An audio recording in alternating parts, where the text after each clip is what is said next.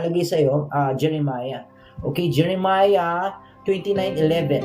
Alam naman natin to, no? Very sikat na verse. But let me read it to you. Sabi niya, "For I know the thoughts or the plans I have for you, says the Lord." Sabi niya, plans to what? To prosper you and not to harm you. Sabi niya, plans to give you hope and an expected end. Ang ganda ng, expected end, sabi ng Panginoon. Sa ibang translation, good future. O buriin mo. Very powerful Jeremiah 20. Now, himay-himay natin mga kapatid para maunawaan natin Jeremiah 29:11.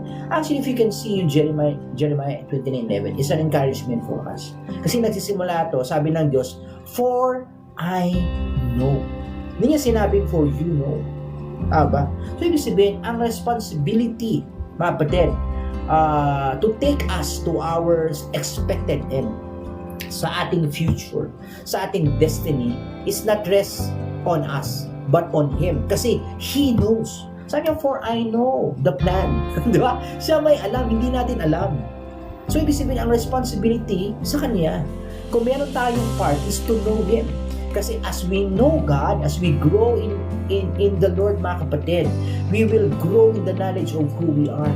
God will give us, mga kapatid, glimpses of who we are in the Lord. I say amen. Napakaganda, mga kapatid, no? If you can see it. Yun ang purpose, kaya tayo niligtas ng Panginoon. Alam niya ang plano. Tama ba?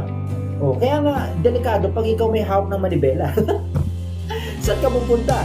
Siya may alam. So let God, let Christ, let the Holy Spirit, mga kapatid, hold the steering wheel of your life.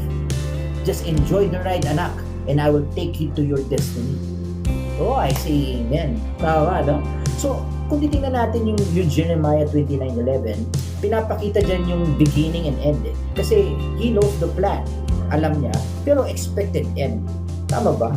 So, ang ginagawa ng vision, mga kapatid, siya nagko-connect niya. Bibigyan ka ng glimpses of your end. Pinapakita ng Panginoon. Pero ang hindi niya papaalam sa'yo is yung route papunta doon. And that is the plan. When it comes to the plan, leave it to God. Ulitin ka. When it comes to the plan, for you